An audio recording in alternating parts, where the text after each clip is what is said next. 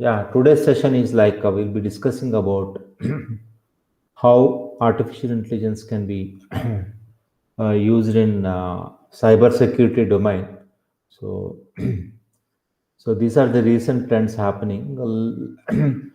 Even cyber security domain is very huge domain, but we'll just concentrate on only malware. So basically, we'll start with the basic concepts of cyber security, and then we'll get into what is deep learning and so why how we can use deep learning for detecting malware.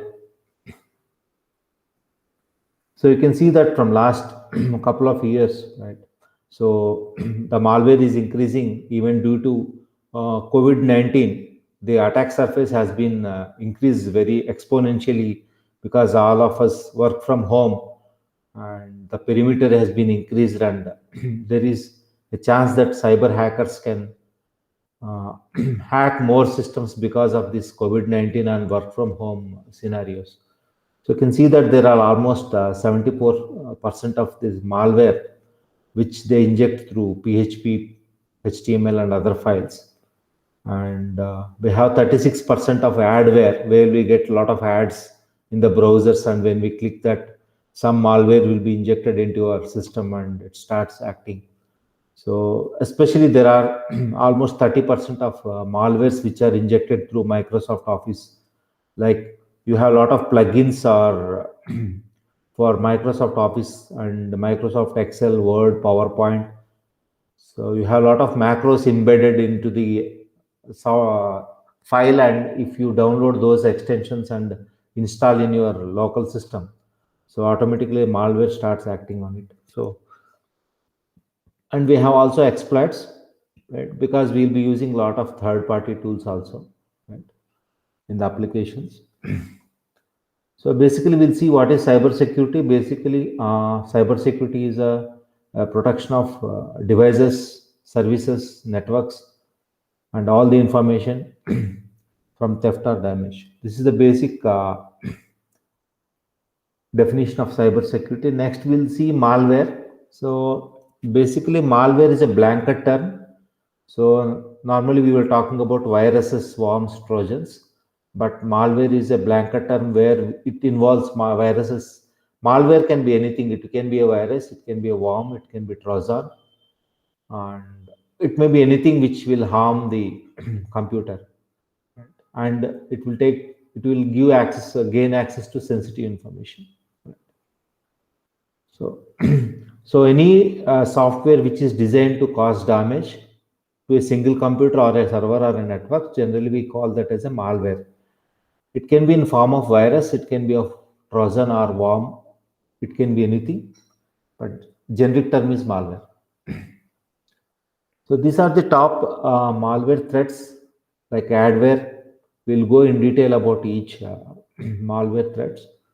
Adware, worms, keyloggers, ransomware, rootkits, bots, trojans, spyware, spear phishing, computer virus, and scareware. These are the various top 11 threats which are occurring every day. So first let us see what is a worm, right? So basically it is a standalone piece of software. So whenever it is entering in our computer, it will automatically, it is having a feature of self-reproducing itself and spread from computer to computer. Mostly these worms are like it will enter into one system, and if you copy some file from that system to another system, or you are in the office network, it will spread across all the systems. It can reproduce by itself. So generally they are written in either C language. Mostly all the viruses or worms are written in C, C++, because yeah, it has good access to hardware and memory. So they are writing in Ruby and Python also recently. Coming to virus, again, it is a code which inserts itself within other standalone program. So we'll inject one code into another already exe file.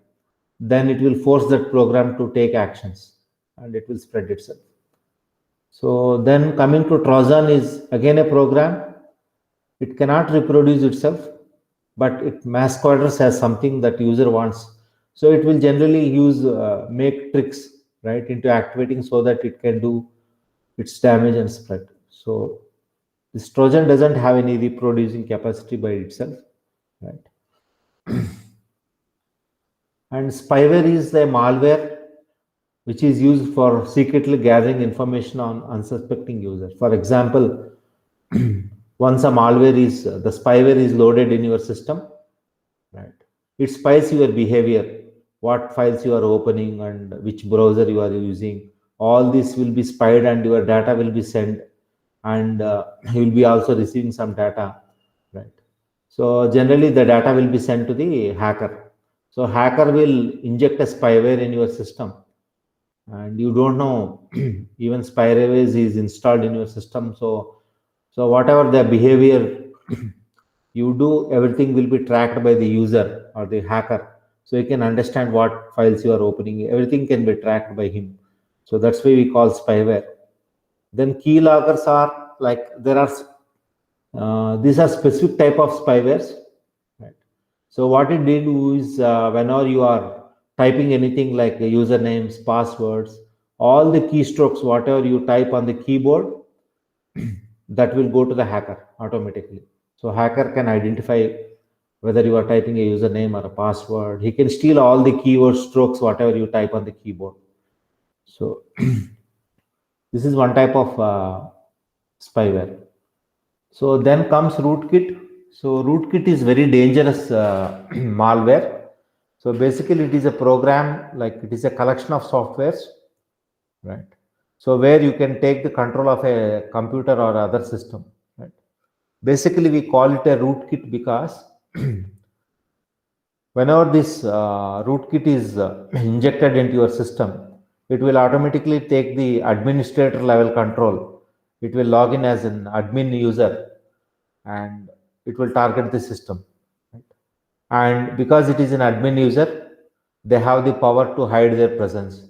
Even rootkit is present in your system, you can't really identify that there is already. They will simply create one admin account in your system with the different username and password, and they will hide the presence. So you can't even really identify the presence because of rootkit. So this is most dangerous among all the malwares. So next one is adware. So adware is again a malware where whenever you are opening browsers, right? For example, you want to download some movies or you want to download some softwares, you want some access key or API keys which are free, and you want to download some freeware. So most of the time, these sites, you want to download a PDF book which is free. So most of the time, whenever you are visiting these type of sites, so whenever you are downloading, automatically it will redirect to another browser and it will ask to log in or create an account, or some advertisements will come.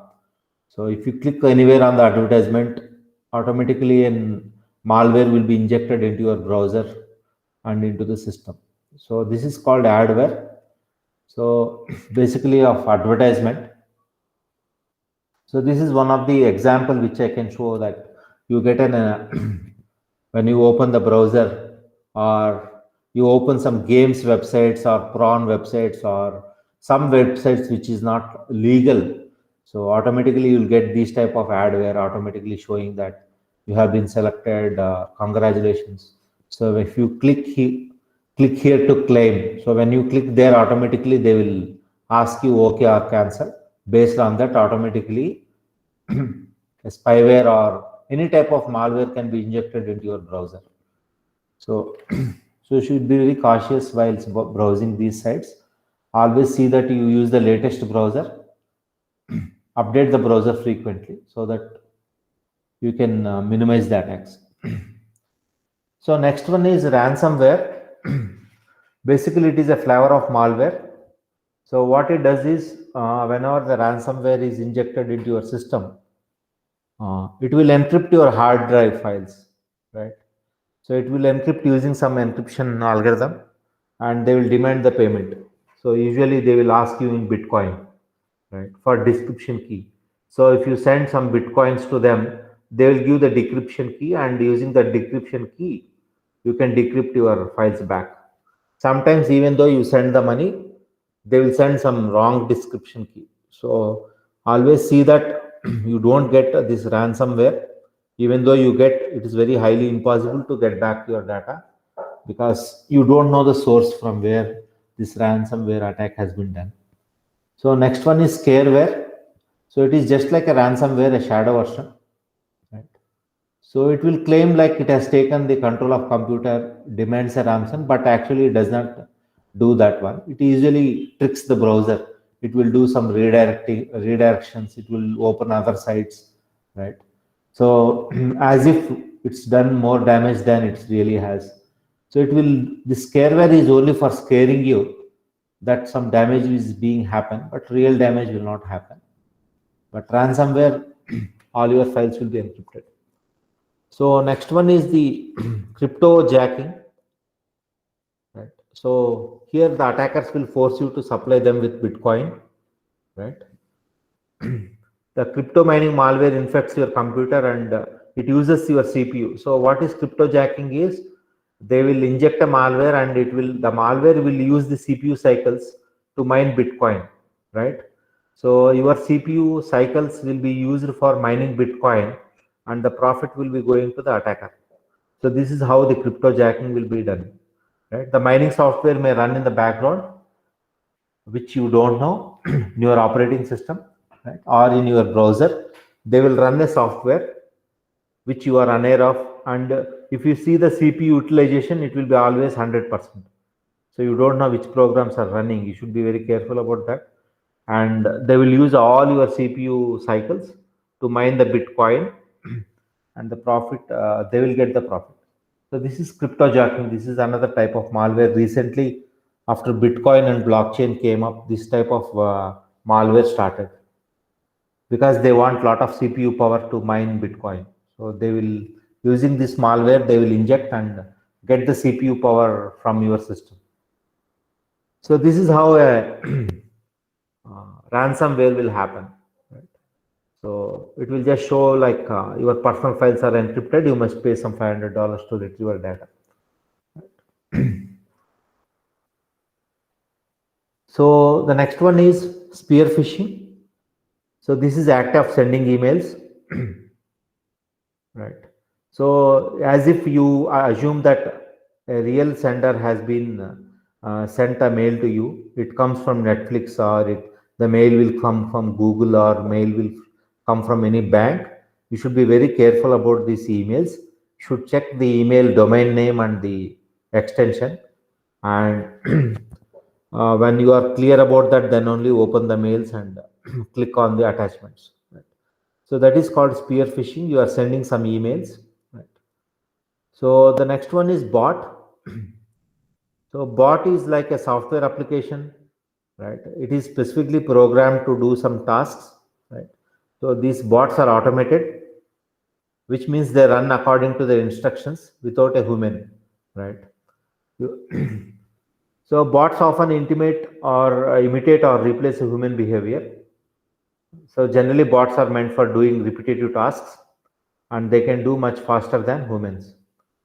So we'll see what is bot and how. So this is one of the example, right? Which somebody may send you email saying that, suppose the hacker will know that you have a Netflix account, and they send a mail like this from Netflix, right? So they say that invoice failed. Whatever the transaction you have done previously, your invoice has failed, and you have to reinitiate the payment. Your account has been blocked. So we assume that it has happened, and we click on update account now. It will ask some MasterCard details. Whenever you feed the details, that details will be automatically hacked by the hacker. So you should be very careful about these type of mails. Right. When you see this, almost you assume that it is from Netflix only, but you should be careful about, you have to see the from email address in detail, and be very careful when you are doing some transactions, especially payment. Yes. So coming to malware attack, so so there may be a chance that you may attack one system, or you may attack more number of systems, right? So basically, it is a cyber attack where your malware will execute unauthorized actions on the victim system. Right? So malware can be like ransomware, spyware, command and control, and more. So typically, yeah, now we'll see basically how a botnet works. So nowadays, the Mirai botnet is very famous. So how a bot network is generally first your system will be infected. So once your system is infected, so the hacker will establish a command and control center in your system, right? So whenever command and control system is established in your system, so he can start creating he can start controlling various he will create he will use various computers in the network as a bot, and he can control all the different systems. From those different systems, right, he will start injecting malware. He will distribute the malware using the existing network. So this is called botnet. So they use this concept to replicate malware in the entire network. And basically, whenever somebody finds that from where the malware is coming, right, so automatically it will show your system, because the hacker intelligently used your network as a bot network, and he started distributing malware from your network. He is not actually distributing from his system, right? He hacked one system in your network, and he established a command control center in your system. From there, he is controlling everything. So he will multiply the systems and he will start distributing malware. He may send spam emails, social media posts. Anything can be done there. So this is about all the cyber security stuff. Right? Now we'll see about deep learning. Right? So basically, deep learning is an AI function which mimics the working of human brain, right? So for we use human brain for detecting objects, recognizing speech, translating languages, and making decisions. So basically, it is able to learn without human supervision. Deep learning doesn't need any supervision, right? So it can learn both from structured and unlabeled data. So basically, machine learning is like if you give input, it will extract some features, and based on that, we'll be having some classification algorithms which decide whether it is a car or a not car. So for this, we need to give large amount of training data. So coming to deep learning, yeah, it can build a very low level models and it can extract features and classify, right? But one problem with deep learning is it can learn very deep models, but you need lot of data as an input, right? It can develop its own features by itself. So that is the advantage of deep learning. So these are the applications what we use in deep learning, right? So self-driven cars is happening more now. So automatic hand recognition, pixel restoration, colorization, deep dreaming, detection of growth delays in children, demographic prediction, sound addition to silent films, news aggregation, automatic machine translation. These are some of the 10 applications what we normally use for deep learning. These are not limited for this. Nowadays, we are using deep learning in various areas, but to just list 10, these are the 10. So coming to deep learning in cybersecurity, so nowadays people started using AI and machine learning in cybersecurity because you are having large amount of huge amount of data where human analyst cannot analyze all the data. It will take a lot of time and effort.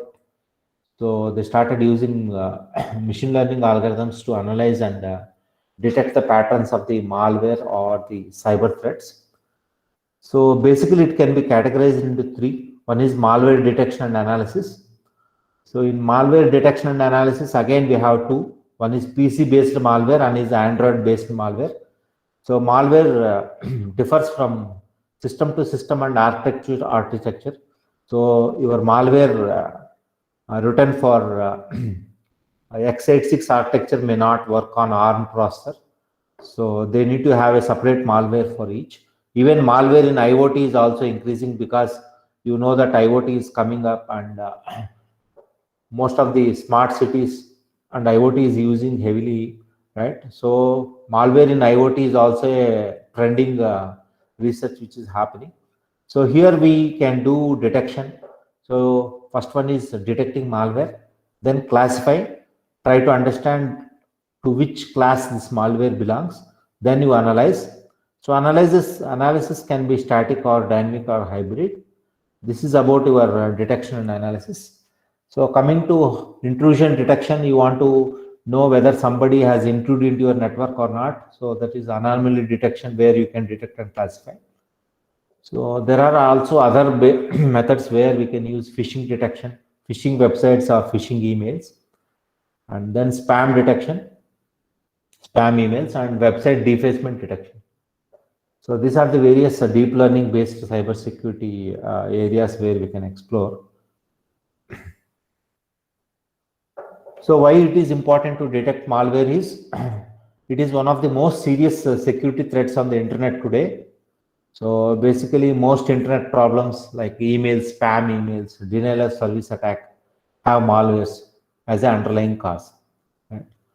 So if your computer is compromised with malware, and often network to form botnets, and many attacks are launched using this malicious attack control network. So anytime your system can be used as a main computer to form a botnet, and then they can start attacking your system or making your system as a command control center and then attacking the other systems. So why deep learning? Yeah. So deep learning classifiers are trained through feature learning rather than your task specific algorithms. Right. So your machine will try to learn patterns in data that is presented, right? And requiring the human operator to define patterns. In short, it can automatically extract features and classify data into various classes. So now, in deep learning, we have a lot of algorithms, but today we'll be discussing only about generative adversarial networks. So why it becomes so famous, and why we are looking only about GAN for this type of malware detection. Right? First, let us just have a brief introduction of GAN. Right? So generative adversarial networks, these are type of neural networks which has ability to generate new data all their own, because so sometimes you may not have the real data always available. So you can generate some synthetic data from your generative adversarial networks. So basically we use this to create synthetic data by continuously improving statistical model of the data distribution. So here basically we have two things. One is data is created by one algorithm and it is constantly refined by another. Right? So it not only resembles real data, but it is indistinguishable from it. So always the data is completely new for us. Right? So studying GAN is a piping hot topic in deep learning because of their power. Right? Then you can see that GAN is used basically starting from fuzzy numbers to creating photorealistic images of faces. So we'll take one example of training data of numbers. All right. So here we have a sample. Here basically in GAN we have a generator and a discriminator. Right. So generator will generate the synthetic data and discriminator will decide whether it is a real or fake. So it can discriminate from the existing training data. It can discriminate whether it matches the real one or fake. So basically, let us see the components of GAN. So basically, we have generator and discriminator. So generator is trained to create realistic looking images, which only give a noisy image array as input. When we give a noisy image array as input, it will generate a realistic image. So basically, discriminator is again trained to classify whether image is real or not. So this GAN is having some sort of feedback loop where generator is helping to train the discriminator, and the discriminator is helping to train the generator. This is a feedback loop where generator generates and discriminator discriminates and helps the generator to better generate a better images. So how we can use GN for malware detection? Right. So here what we do is using GAN we can ultimately create new files that contains malware. To implement this, what we do is we implement the discriminator and generator, right? So we try to use some deep neural network like convolutional neural network or simple multi-layer perceptron network, right? So basically we are using some complex data such as images, audios, or executable files. So here deep learning networks can represent very complex functions, so which can benefit both discriminator and generator.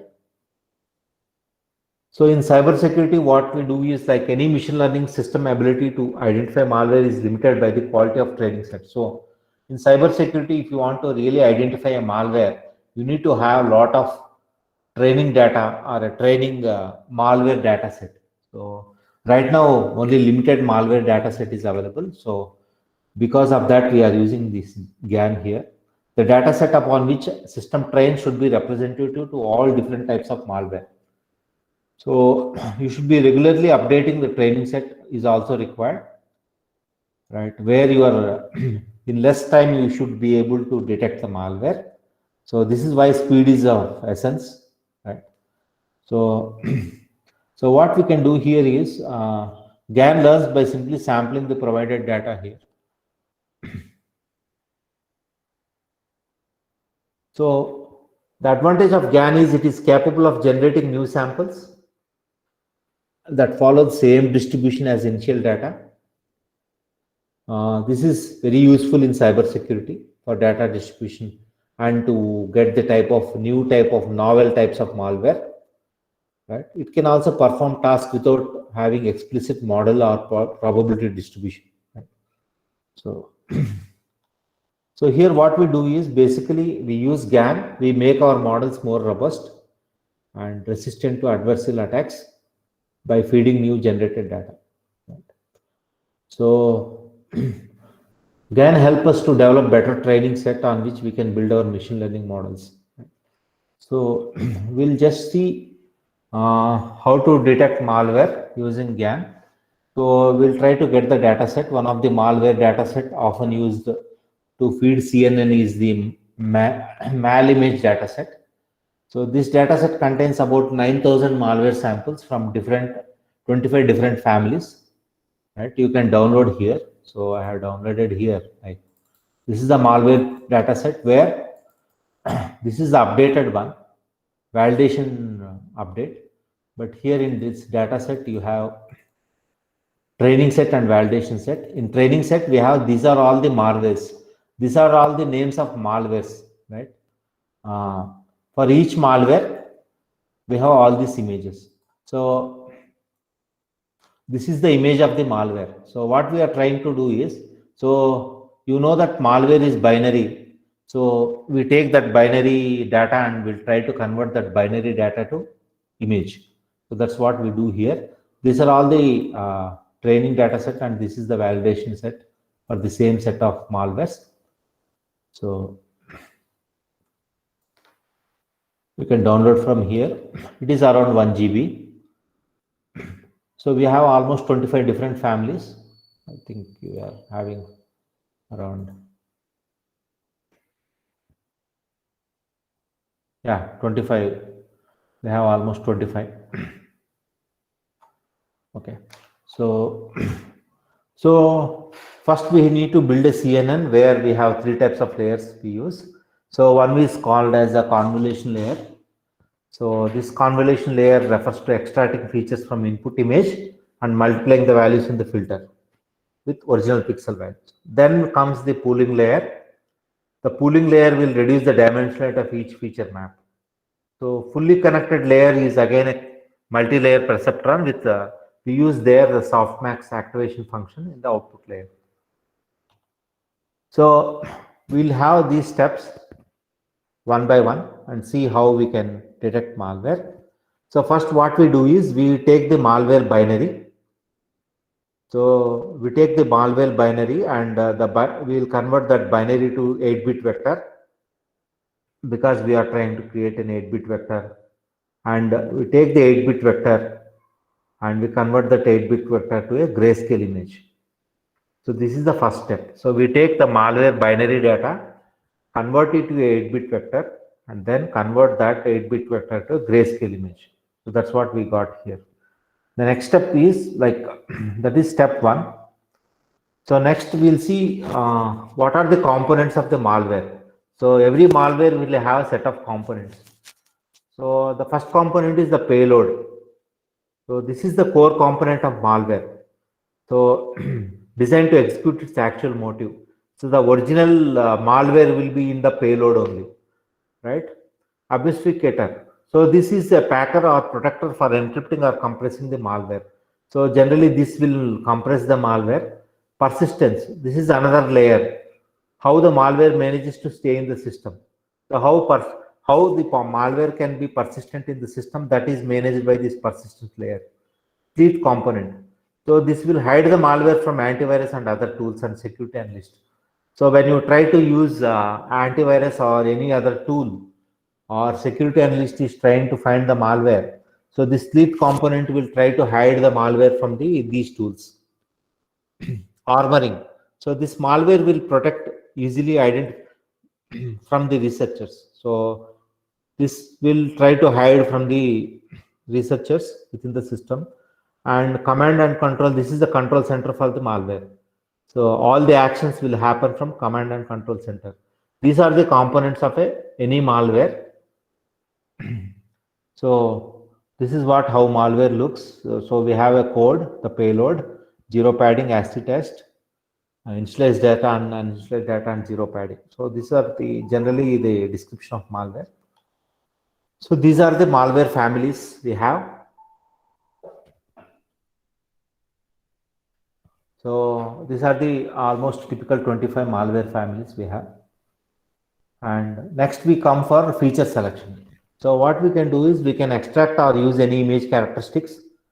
So here, once we convert that malware binary into image, then we can start using image processing or image characteristics. We can extract such as a text pattern or frequencies, image intensity, color features, or different techniques like you can use Euclidean distance or mean or standard deviation to generate latter features. So here what we do is, so we can use algorithms such as a color layout descriptor or homogeneous text descriptor or global image descriptor. So here we have selected a GIST, right? So we have a Python library for this, right? PyLear GIST is a great Python library where we can compute the GIST features. So this is the OLR CNN model.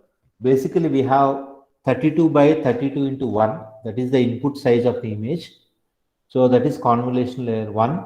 Then we use a ReLU, right? This is for activation function, right?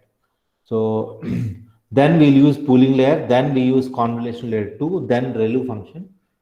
Then we have a hidden layer of 10 by 24 layers. Then ReLU. Again, then we'll use a dropout. So finally, we'll get the output layer as 25 families.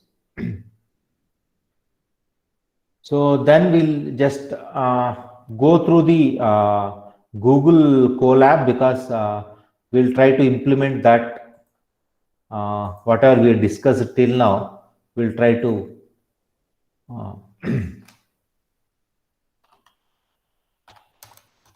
because instead of having a lot of dependencies in the local system, it's always better that you try out in Google Colab, which is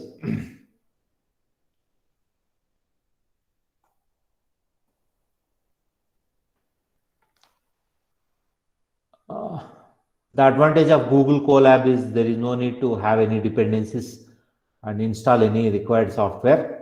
So we can run everything, all the Python code within the Colab. Advantage is you can use CPUs, or based on your requirement, you can also use GPUs. So I will just try to increase the font size. So here, basically we have steps like the first step is you are importing the operating system, and then you are using this SciPy, the Python library. You are using array. So here what we do is we take the malware file. I have not loaded the malware file. So because if you start loading in local system, it may affect your system. So we need to, because we can't upload in Google Drive also, because it will not allow the malware to upload. So that's why I'm just showing you, like, this is the malware file what you downloaded from the internet, and you open that file as a binary file. Then you get the size of the file name. Then you take a variable like width is equal to 56, and then remainder will be the length of the file name, modulus of width. You will get some remainder, and you take a binary array, and then you take from the file. From file, you are reading this file. F is file, like this file by malware file. Right? So you take the malware file and pass the malware file and pass this length minus the remainder. So this will create an array of binary, right? So then you close that file and then reshape this numpy array, right, into what we discussed, like unsigned int of 8. So and then finally take that array and you convert that array into an malware image. So this is grayscale. So here we are taking the malware file, reading the binary file, taking to size of 256, and converting that binary array into an image using SciPy. So once this is done, then what we do is we try to import the image and open that malware image, whatever we have generated here. Take that image and resize the image to 64 by 64, and then apply that gist method. And here we get the, and we have a lot of columns, but we are worried only about the first 320 columns, and so we are taking 0 column 320. So 320 first values we use for grayscale image. Then once that is done, then you are using a CNN model, you import Keras. So you use sequential model input and model, and we take the Keras layers. Then we take convolution 2D and max pooling 2D, and then we take normalization for normalizing the data. So we take that activation function as leaky relu. Leaky relu is very famous activation function. So most of them use this. So here what we do is we take a training and testing. So we reshape the array to 32 by 32. We train, and then train X and text X. So here we are deciding the network. Bash size is 64. So the epochs are 20, and then number of classes are 25, because already we know the classes. So based on that, what we do is we are building a sequential model using the above Keras modules. So we are defining a new malware model in which we are taking the sequential method, and we are adding that, for that model we are adding the convolution 2D, the kernel size of 3 by 3 and input shape, and then we are adding the activation function, just like in the diagram what we have shown. The same diagram we are trying to add programmatically. We are using leaky relu of 0.1, and then we take max pooling, then we convert into 2D, then we use leaky relu, and then use dense, and then we use again leaky relu, and finally use a dropout of 0.4 and add the classes. So once you compile this malware module using we use the method of categorical, like cross entropy we use, and for optimizing we use Adam optimizer. And the metrics what we want is, we want the accuracy, whether with the trained model or existing model, whether it is accurate or not. So we'll fit the module with the training and training labels and this one. and finally we will try to evaluate the model. So you will get the accuracy of the. So we have training test set and training set and validation set. We can use those images and we can convert the malware with this uh, existing malware with binary into one image, and you try to analyze whether these images belong to which class of malware. Based on that, you can generally take a decision that okay, if this belongs to that malware, so what action I have to take.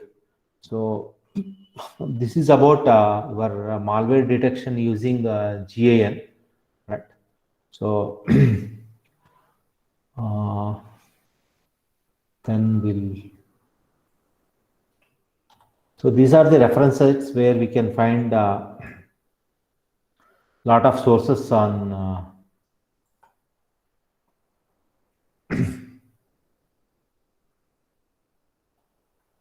These are the free malware sample sources for researchers. So there is a lot of research happening in cybersecurity with AI and machine learning.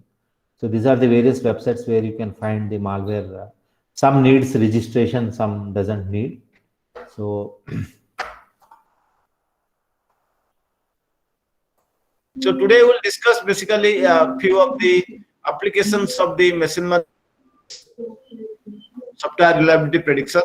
So there are two important components in this talk. First, what is software reliability?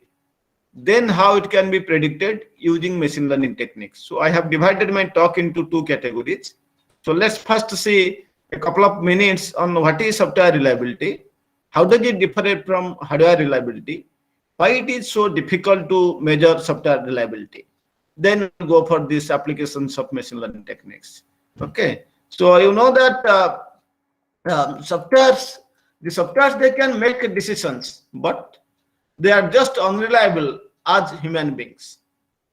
Just like human beings, the softwares also sometimes they become unreliable. They can have some number of unnoticeable errors or some drifts which can culminate into a disaster. Even if minor errors, minor failures, but that will ultimately lead to a major disaster, a major problem. Even if a perfectly working software, it may also break. You have taken utmost care. You have removed all the errors. It's perfectly working, but still sometimes a perfectly working software may also break if the running environment changes. So then from this discussion, we can see that reliability is coming into play. This is an important aspect of any software.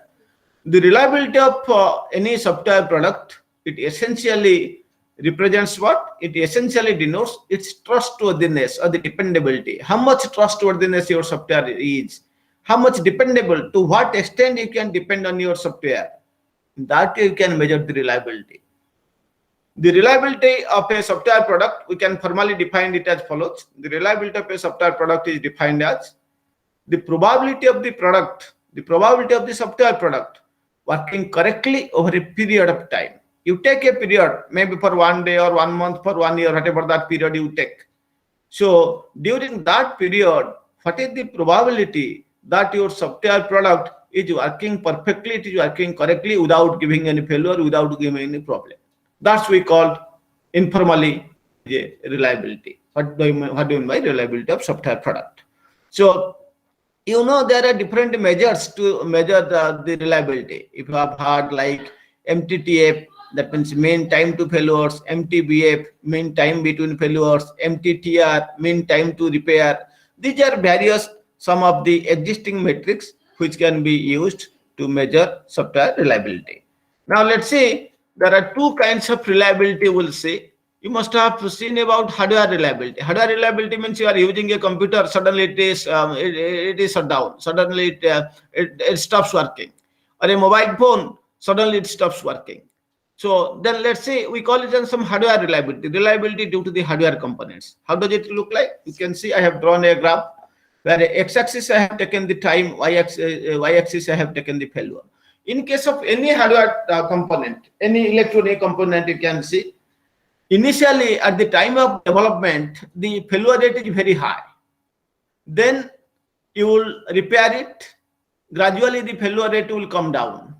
Then you will use it for some years. We call it the initial period is burn-in period. Failure rate is high and gradually that falls down. As you repair the things, then it will be used and it may be constant. It remain constant. You can take a computer or it may work perfectly for some years. We call it useful life, and after that, what will happen? It will start to degrade. You see, after 5 years, normally a computer lifetime is 5 years or 7 years. After that, every time it will give some problem. A bike or a car you take, after some years, 10 or 15 years, it will give you frequent problems. We call it as, the problem is known as, or the effect is known as wear out effect or wear and tear effect. Due to its use, its performance is getting degraded. This is due to wear and tear out effect, and hence again the failure rate will be increasing. This is how the hardware reliability, it looks like. It's just looking like a bathtub. So that's why this curve is known as bathtub curve. Okay. But how does the software reliability is different? It is not like the hardware reliability as you have seen here. It is something different. So initially, just like as hardware, also the failure rate is high, and as we repair the failures, we test and debug. Gradually, the failure rate will be less. Then what will they are? You know, the softwares, they are having various updates or this various versions. So when you are making any upgradation, again so you will get some more number of failures. And when again you will test and repair them, again it will fall down. During the next upgrade, again the failure rate will increase. Again it will fall down like this. And you will see at the time again. So here you can see the initial period when the failure rate was high. We call it as the testing period or the debugging period, where we will identify maximum number of failures or faults. Then it may be used for a number of years. So this is the useful life, and during this useful life, we may change, we may create different versions, we may have different upgrades. So the failure rates, again, it will be up and down. And you see after few years that this software will become obsolete. And hence, again, its failure rate, even if it will become low, but by that time, the software will become obsolete and we have to throw it. So in this way, the hardware reliability or the software reliability is different from that of the hardware reliability. Now let's quickly see some of the issues in software reliability. First issue is software reliability is observer dependent. What do you mean by that? So hardware reliability is not observer dependent. Anybody, any user can use it, but normally the same failure will appear again and again for all the users. But in software reliability, it is observer dependent. What do you mean by observer dependent? Let's take the case of library information system. There are different users. If you are just a student or a faculty, what is your objective? How to issue book, search book, return book. So if the functionalities are working perfectly, like search book, issue book, return book, you say that yes, the software is reliable for me. But you take the other way, the librarian, he is mostly interested in how to create a record, how to delete record, how to create books, how to create book records, how to delete book records, how to create member records, how to delete member records. So if he is satisfied that okay, all these additions, deletions are working perfectly, then he is satisfied. Yes, my software is heavily reliable. But you see, if since the software, the student or the staff, they are not interested in creating these records, so they do not use this thing.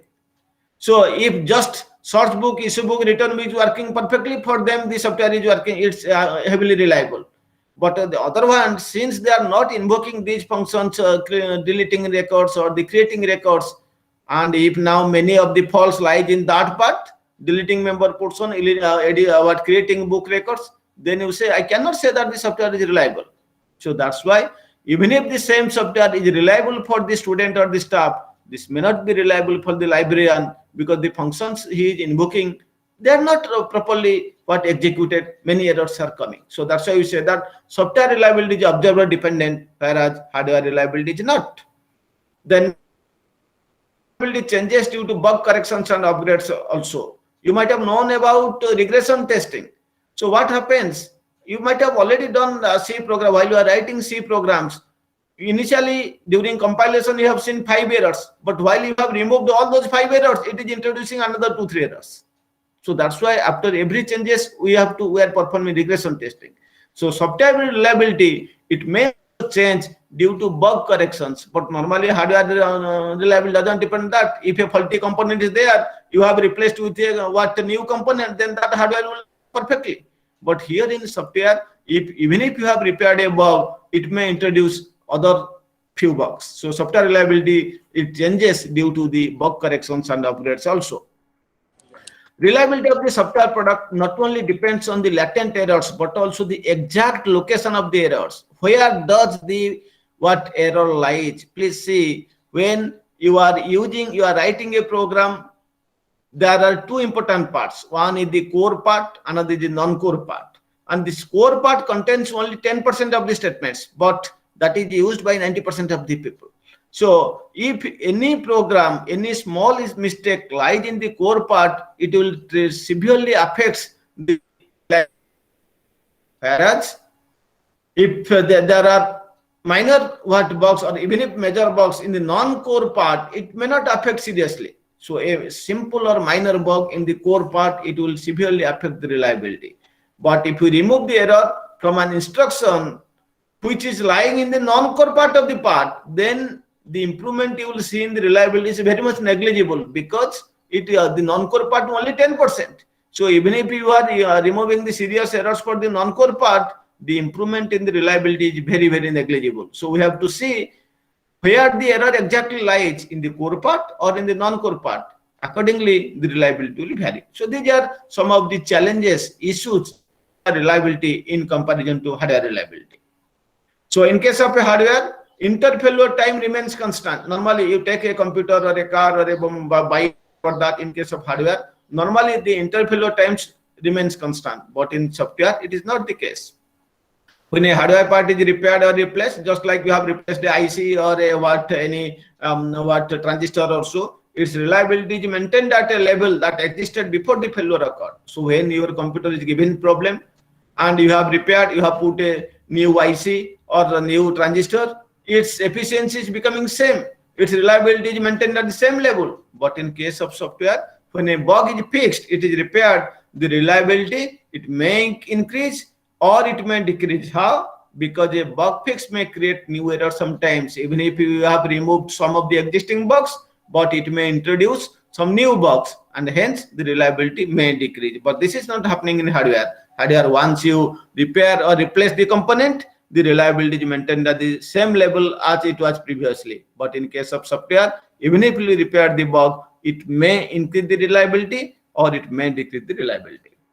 So hence you can say, if there are more number of faults in the software, then its reliability is less, and vice versa. So normally, if more number of faults are there, then its reliability is very less. If there are small number of faults, then we say that reliability is high. Hence, finding the faulty regions plays an important role to locate where the error is, in the core part or in the non-core part. That will increase the software reliability. So in our next slides, we will focus on software fault prediction, where the fault lies. So using different machine learning techniques, we will discuss about the software fault prediction. Okay. So software quality assurance, normally it consists of monitoring and controlling the software development process in order to ensure that the desired software quality has been achieved with a lower cost. It may include application of the formal code inspections. You have code walkthrough, software testing, and software fault prediction. These are different techniques by which you can assure or you can achieve software quality assurance. You may use the different techniques such as the formal methods or the formal code inspections, code reviews, code walkthroughs, various software testing techniques such as black box testing, white box testing, regression testing, etc., and various different software fault prediction techniques. We'll discuss only about the software fault prediction techniques in this lecture. So what is the objective of software fault prediction? The objective of software fault prediction is to identify the fault-prone modules. So which modules are fault-prone? So the objective of software fault prediction is to identify the fault-prone modules. How? By using the underlying properties of the software project before the actual testing process begins. So before the actual testing process starts, we have to identify what are the fault prone modules by using the underlying properties of the software or the software product. Software fault prediction, it also helps in obtaining desired software quality with optimized cost and effort. So if your software is highly reliable, obviously its quality is better, its quality is high. So software fault prediction techniques, they help in obtaining desired software quality with less cost and effort. The potential of software fault prediction to identify faulty software modules early in the development lifecycle has gained considerable attention over the last 2 decades by several researchers. So, since the last 2-3 decades, these software fault prediction techniques, they have gained the attraction from different software engineering researchers. An important concern which is related to software fault prediction is the lack of suitable performance evaluation measures that can assess the capability of fault prediction models. So one of the important issue which is related to software fault prediction is lack of suitable performance measures. So there are very less number of suitable performance evaluation measures which can assess the capability, the efficiency of fault prediction models. Another concern is that the unequal distribution of faults in the software. The faults, you cannot just predict so easily. They are not equally distributed. So there is unequal distribution of faults in the software data sets that you are taking as input, which may lead to the biased learning. So if some of the data sets, they contain very less number of faults, and some of the data sets, they contain large number of faults, that means the distribution of faults, they are not equally distributed, then these data sets may lead to biased learning. So an example, you can say that unbalanced data set or imbalanced data set. If your data set is imbalanced, then you cannot get accurate, you cannot predict the software reliability accurately. So moreover, some further issues are there, such as this choice of software metrics to be included in fault prediction models. What metrics you are choosing for evaluating the efficiency of your fault prediction models? The effect of the context on prediction performance. So what is the effect of the context on the prediction performance? What is the context you are using? So it has also some effect on the prediction performance. The cost effectiveness of fault prediction models, how far costlier this is, or is it very less cost. If it will be high costlier, then definitely people will not use it frequently. And prediction of fault density. So what is the density of your prediction of fault density? So these are some of the further issues which these are some of the important issues which need further investigation. So recently, a number of software project dataset repositories have been available. They have become publicly available, such as you may use in NASA metrics data programs and Promiji data repository, another repository, SAR repository. So there you can get these datasets which you can use for your research work, for your experimentation. The availability of these repositories has encouraged undertaking more investigations and opening up new areas of applications. And these data sets we have used in our work for software reliability prediction. So now let's quickly look at this application of machine learning in software fault prediction. So a software fault prediction model, why it can be used? Why you will use a fault prediction model?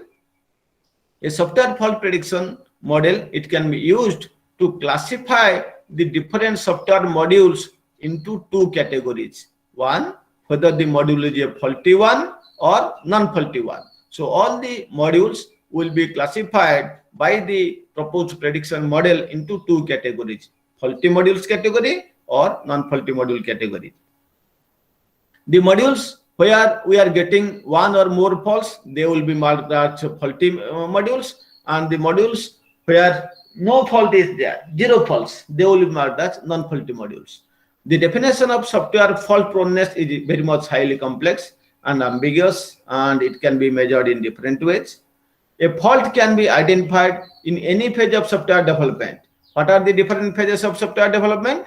You may start with software requirement specification, design, coding, testing, maintenance, any page. So a fault can be identified in any phase of software development. Some of the faults remain undetected during the testing phase and forwarded to the field.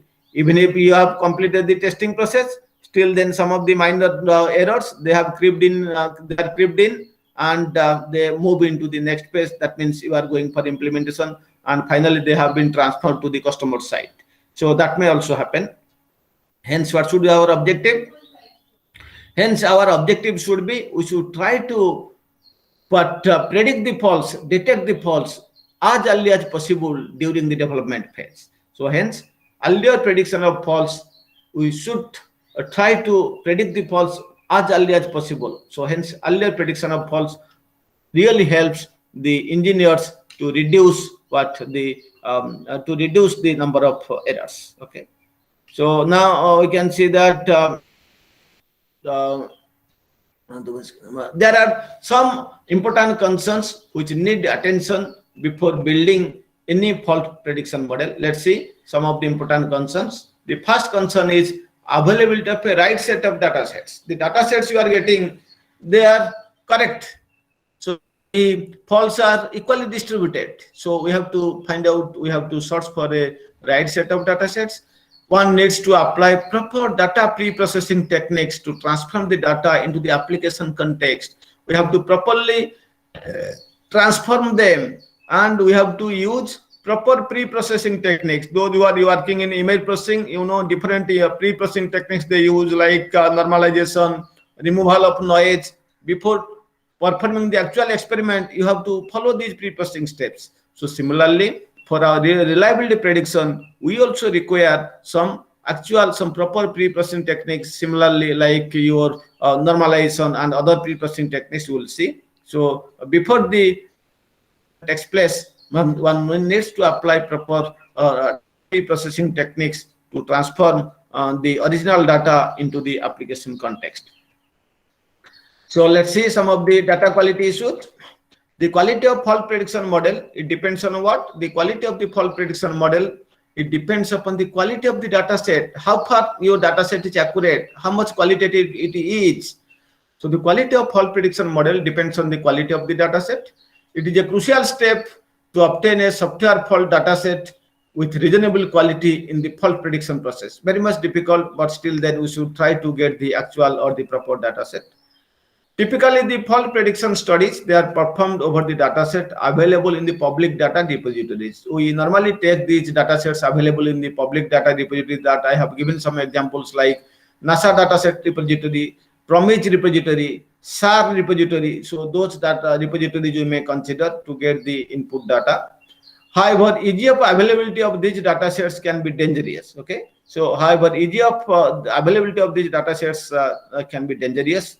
The data set, it may be stopped with unnecessary information that leads to deteriorate the classifier performance. If there are some irrelevant information, unnecessary information, those are present with the data sets, then that will deteriorate the classifier performance.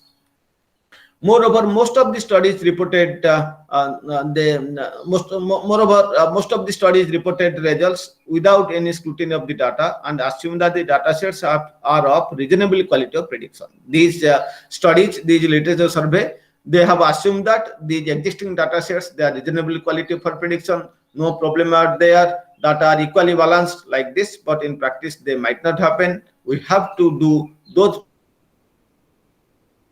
processing techniques in order to bring them to our context in right format, then only we can apply our experiments.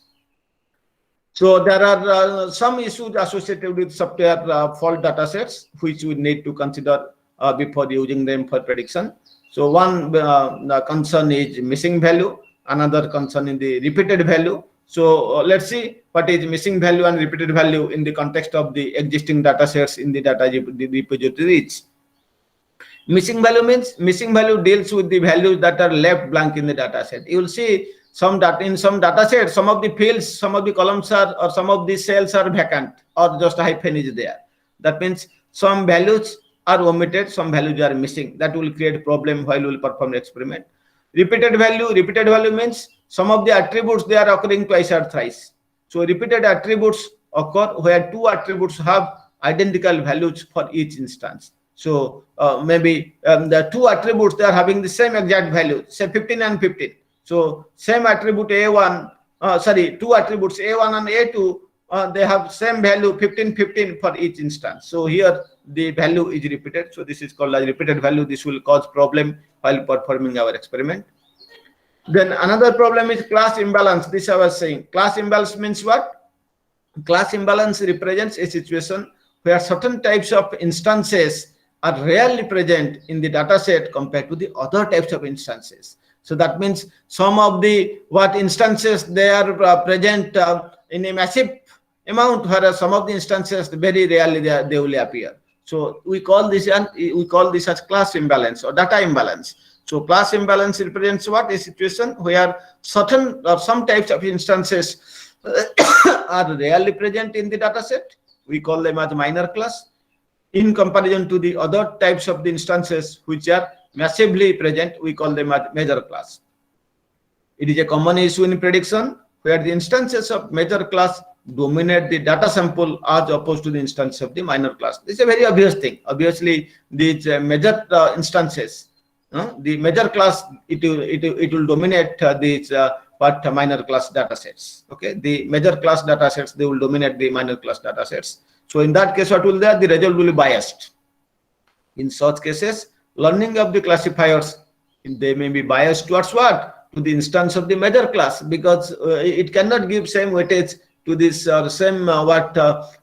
importance to the minor class. So the results will be biased toward the instances of the major class.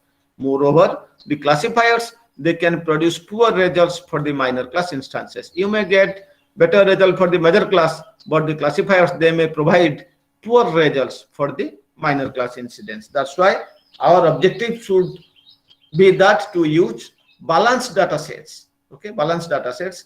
And I'll say later on, the same metrics may not be used for this imbalanced data sets. For example, accuracy. Accuracy may be a better measure for balance. Better measure, it may not be a suitable measure for imbalanced data sets. So we have to define some other metric in place of accuracy for this imbalanced data sets. Then another issue is high dimensionality. So high dimensionality of data means what? It is a situation where the data are stopped with the unnecessary features. So there are several irrelevant features, several unnecessary features. The data are stopped with the unnecessary features. We call them as high dimensionality of data. So the earlier studies in this regard, they say that they have confirmed that a high number of features may lead to a lower classification accuracy. So if there is a high number of features, then that may lead to lower classification accuracy and higher misclassification errors. So higher dimensional data can also be a concern for many classification algorithms.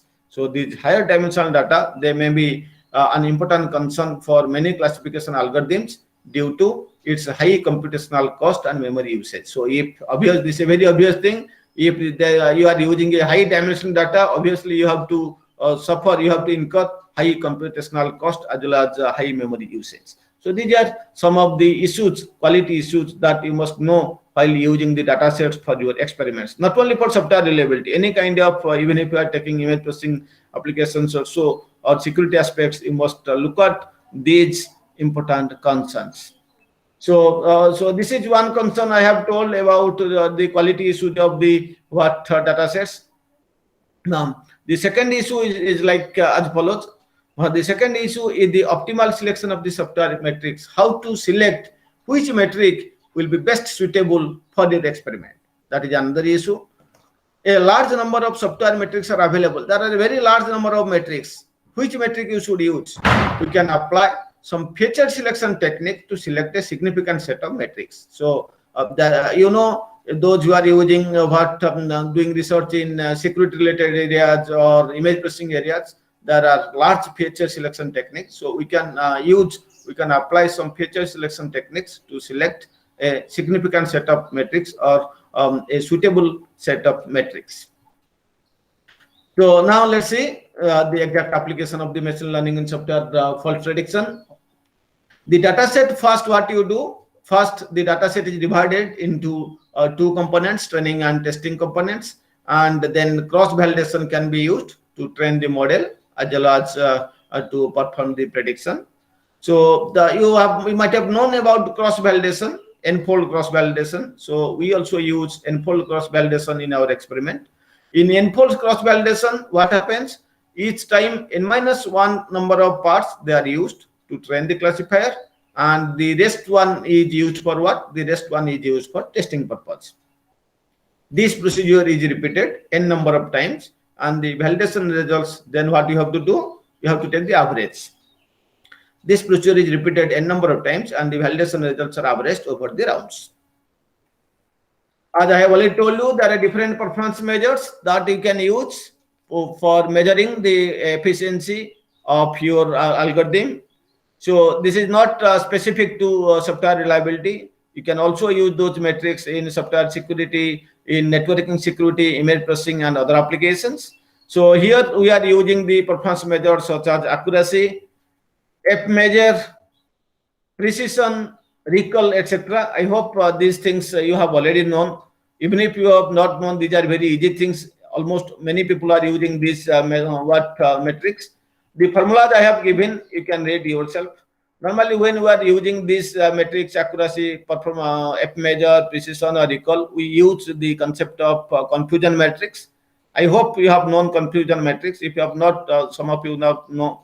You can see any literature what is confusion matrix and how from a confusion matrix these measures can be calculated, such as accuracy, precision measure, F measure, and recall, etc. So these are simple definitions. We will not discuss much on this. We are running out of time. One limitation of accuracy is that this accuracy measure is somewhat ambiguous. Let's take a quick example. If a classifier, suppose if a classifier has achieved an accuracy of 0.8, then what does it mean? Then it means that about 80% of the modules, they are correctly classified, either faulty or non-faulty, while the status of the remaining 20% modules are remain unknown. We do not know about the 20%. So that's why this accuracy measures is somewhat ambiguous.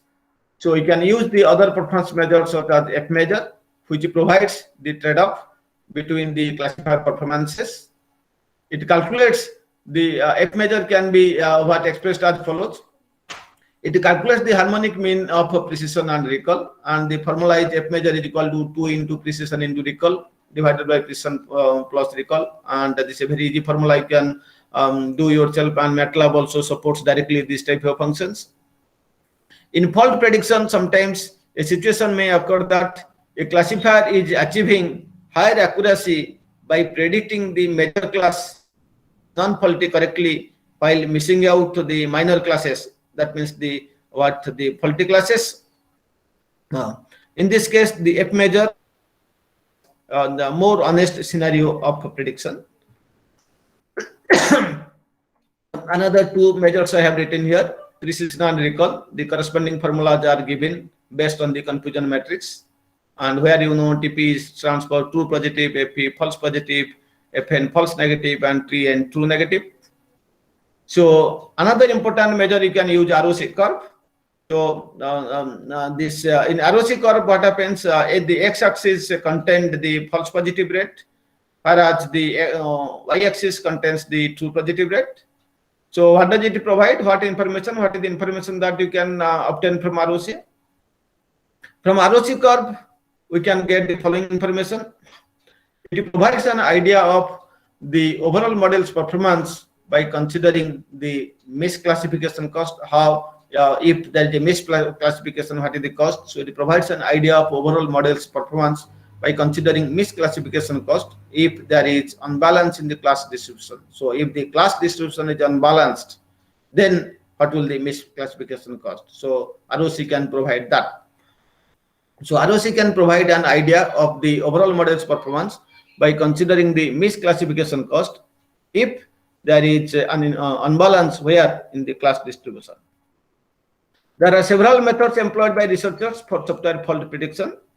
So some of the commonly used approaches for fault prediction are regression, clustering, classification, neural network, decision tree, etc. Those algorithms may be used for fault prediction. But development of an accurate fault prediction model which will be suitable to any kind of environment to predict the regions of the software system, such as whether it is faulty or not, which might contain faults, it is still a challenging task, and it is still an unsolved problem in the software engineering discipline. Many researchers are working on this prediction of these software modules.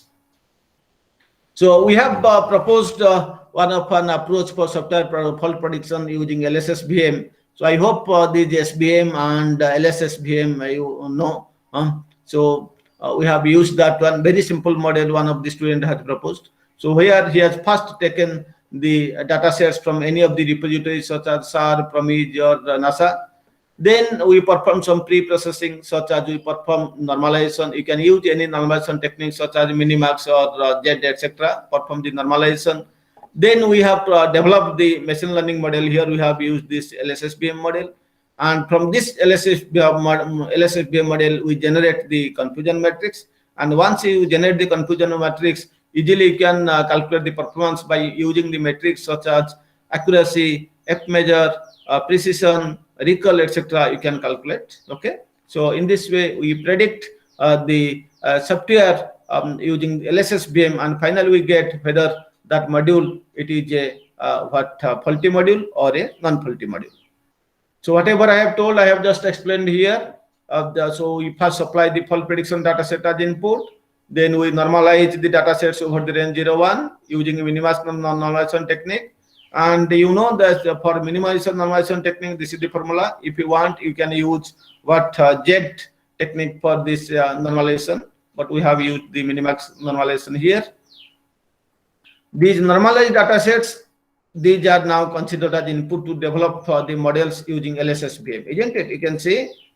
So after performing normalization, the normalized data sets, now they will be passed as input to our LSSVM model, and then we generate the confusion matrix, and then we calculate the different performance measures.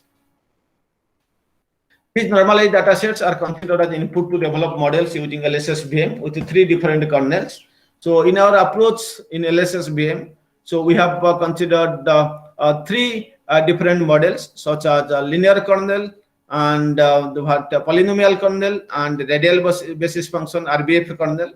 So these developed models, once the model is developed, then we have constructed what? The confusion matrix, isn't it? From the model, we have generated the confusion matrix, then we have measured the different, then we have calculated the different performance measures such as accuracy, F measure, and the precision, recall, etc.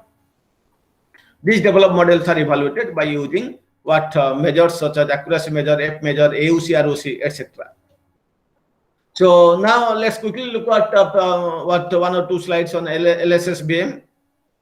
The basic form of, because we have used LSSVM as the model, the basic form of LSSVM classifier, it deals with a 2-class problem in which the data are separated by the optimal hyperplane defined by a number of support vectors. These support vectors are the subsets of the training set which define the boundary values between 2 classes. So if you see, the general form of LSSVM function is defined as yx is equal to wt phi x phi of x plus c, where x and y are the where y and x are the output and input vector, y is the output vector and x is the input vector. Phi x is a nonlinear mapping function which is used for mapping the input data into higher dimensional feature space. W and C, you can see W and C, they show the adjust weight vector and the scalar threshold value respectively. So W is the adjust weight vector, and this is C is this scalar threshold value respectively. So this is a little bit fundamental about LSSVM. We will not go into deeper of LSSVM. Those are new. I will suggest you lots of internet sources or papers are there on first on LSSVM and SVM. So first you learn what is SVM and then what is LSSVM. Due to lack of time, I am not able to cover those things. Those are easy things. You can look at any internet sources or any paper for the fundamentals of SVM and LSSVM. As I have already told you, in my function, in my classifier LSSVM, I have applied 3 kernel functions, isn't it? those three kernel functions what I have applied, where I have applied three like polynomial, linear, and RBF. So let's see, isn't it? So we have my LSSBM. This model uses three kernels like linear kernel function, polynomial kernel function, and relative function that are the kernel. So these formulas are very simple for linear, polynomial, RBF. What are the formulas? For linear kernel, polynomial kernel, and RBF kernel. Again, these are easy things, mathematical things. I should not take time on that. You can have a look into this about the different kernel functions, and then after implementation, you can compare the performance of your model with these three kernel functions. So then we'll come to the implementation part. We have implemented these things using MATLAB, and the performance of using LSSBM model are like this. We have taken these data sets from this from each repository, and these are the different measures I have shown that AUC, ROC, accuracy, F measure for all of the three kernel models like linear, polynomial, RBF, isn't it? Now let's analyze. We will interpret the results. First, the linear kernel, you can see attained an average accuracy of 89.085, isn't it? Linear kernel, you can see average. You will see this accuracy. The linear kernel almost takes how much? Linear kernel, it leads to average accuracy of 89.08, whereas the polynomial kernel is 95.43, and RBF kernel produces 91.49 of this accuracy. So we can conclude that the proposed LSSBM model with the polynomial kernel, it provides better accuracy than the linear RBF and RBF. Why? Because this polynomial kernel, it provides an average accuracy of 95.432. Similarly, if you look at the other measure, that is the F measure, the average F measure of the proposed LSS model with the linear, polynomial, RBF kernel was found to be like for linear it is 0.93, for polynomial it is 0.97, and for RBF it is 0.94. So obviously again here, if you take into account F measure, also it is proven that this LSSBM with the polynomial, it has shown better performance than linear and RBF kernels. But whenever you will take AUC, then you can see that with RBF it is 0.92 and 9281, and with the polynomial kernel it is 0.9216, almost similar or almost equal. So the average AUC for the linear kernel is 0.84, which is much less.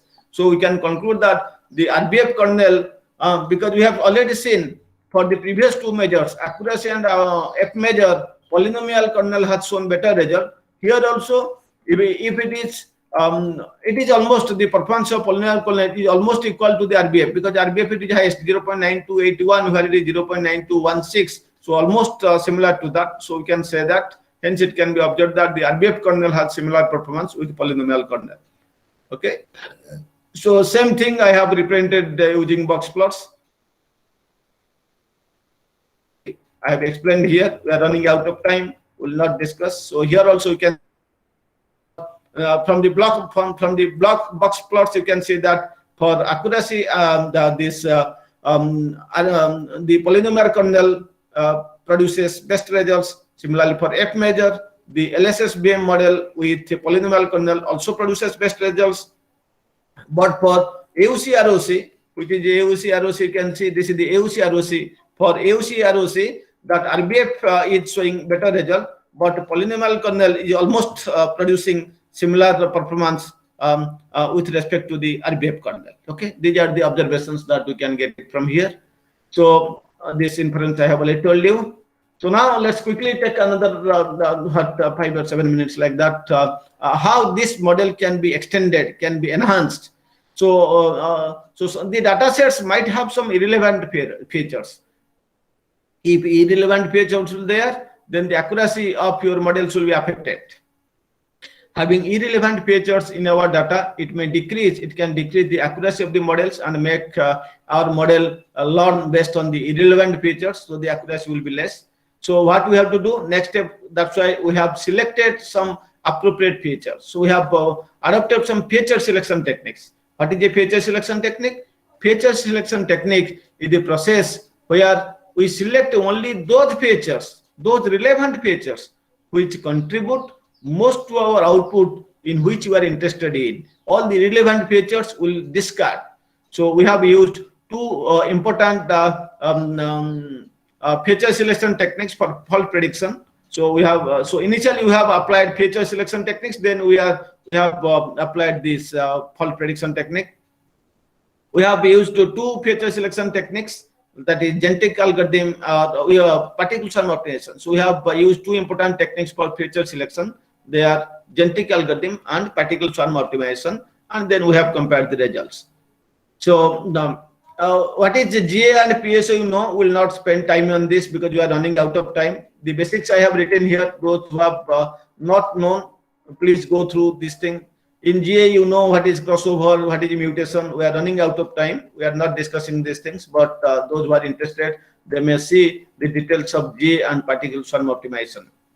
Now, so here I have mentioned some of the fundamental concepts of PSO. So you can have a look at this, like G-based, P-based, etc. Velocity. We are running out of time. So, but these are easy, can be understood. You can, there are several materials available in the internet as well as in the literature. Please go through them. We will not spend time on this. I will directly come to my model. So now I have refined my model. So what I have done to my existing earlier model, I have embedded now. I have applied first the feature selection techniques, then I am applying the classification technique. You can see that I have used two feature selection techniques, GA and PSO. First, I have applied GA, then I have used particle swarm optimization. So initially, first I have taken the data sets, then I have selected the features using the feature selection technique GA and PSO. Side by I am using some pre-processing technique like minimax normalization. So we are getting the pre-processed data. Now this pre-processed data is divided into two parts, training data and testing data, maybe 80-20%. Then we are using two classifiers. One is SVM, another is random forest. So now we are taking this training data and applying two classifiers, support vector machine and random forest. So then the data it is classified. We have applied the we have used the classification techniques. Then we are getting the confusion matrix from where we can easily find out that whether this is a faulty module or non-faulty module. This is a classification problem. From the confusion matrix, then the performance measures are computed. The performance measures are same again: accuracy, F measure, recall, precision, and AUC. They are computed from this confusion matrix. So in this way, the previous algorithm, the previous approach has been enhanced by using the feature selection techniques, so that the relevant features only will be selected and the irrelevant features that will be dropped. They will be they will be omitted. Okay. So we have used two classifiers. First, we have used SVM, support vector machines, and then we have used random forest. Okay. So again, I am skipping the basics of SVM, because before me many speakers must have told about what is SVM, what is LSSVM, what is random forest, etc. I am skipping those parts. SVM and random forest, you can see the fundamentals from the slides, from any internet source or from the literature. I am directly coming to my results. Here you can see that what I have done, I have taken the same data sets. Then these every data set, how many total number of features are there, they have presented here. Then, as I have already told you, I have used two feature selection techniques, GA and PSO. So by using GA, you can see how many relevant features are selected for each data set. By using PSO, how many relevant features are selected, you can see. And you can see that GA is selecting on an average 7.56 features out of average 30.56 features, whereas the PSO is selecting 7.89. So I think GA is selecting less number of features than PSO. That you can observe from here. And then that I have mentioned here. So you can see that the average number of features selected by GA and PSO are 7.56 and 7.89 respectively, which is shown or which is mentioned in table 2. So on an average, a GA feature selection technique, it selects less number of features than the PSO feature selection technique. This is about the measures. So what I have done, basically first I have taken the same data sets. First, without feature selection technique, I have shown what is the performance for SVM, what is the performance for random forest with respect to accuracy. Then I have applied the feature selection technique GA. Again, I have measured the performance of SVM and RF. That means I have found out the accuracy by using SVM and RF technique after using what feature selection technique GA. Then also I have compared the result with this performance, that means accuracy for SVM and RF performing this feature selection by using PSO. You can see these results I have shown. This is for what accuracy. The inference is that SVM model with genetic algorithm feature selection technique, it shows better performance than the other implemented models for the average accuracy of 9 data sets. So I have taken here 9 data sets. For these 9 data sets, the SVM model with the GA feature selection technique, it has shown better performance than the other implemented models. Similarly, I have measured the performance measure F measure. First, without we have measured here the performance of SVM and RF without feature selection technique. Then with using feature technique GA, and then with using feature selection technique PSO, then the results are compared. From table 4, we can observe that again the SVM model with the GA and the PSO feature selection technique, it shows better performance than other implemented models for the average F measure. So for the average F measure of data sets, SVM model with the GA and PSO feature selection technique, they show better performance than the other implemented models. Similarly, you can see that this is the AUC of the data sets, the results for AUC of data sets. Same, first we have shown the performance of SVM and RF without feature selection technique. Then we have shown the performance of SVM and RF by considering or by performing feature selection using GA and then by using PSO. Now, the inference is like that. From table 5, we can observe that the random forest model with PSO feature selection technique, it shows better performance than the other implemented models for the same average AUC values of 9 data sets. Okay, so this is how we have compared the various classification techniques. Here we have taken only 2, SVM and RF, by comparing the results by first without performing feature selection or without applying any feature selection algorithm, and then by applying feature selection technique GA, and then by applying feature selection technique PSO. So this is what the experimental results that we have got. This is all about our results. We have taken it from some of these references. Okay. So the data sets reference also I have given. You may repeat those experiments. Thank you very much.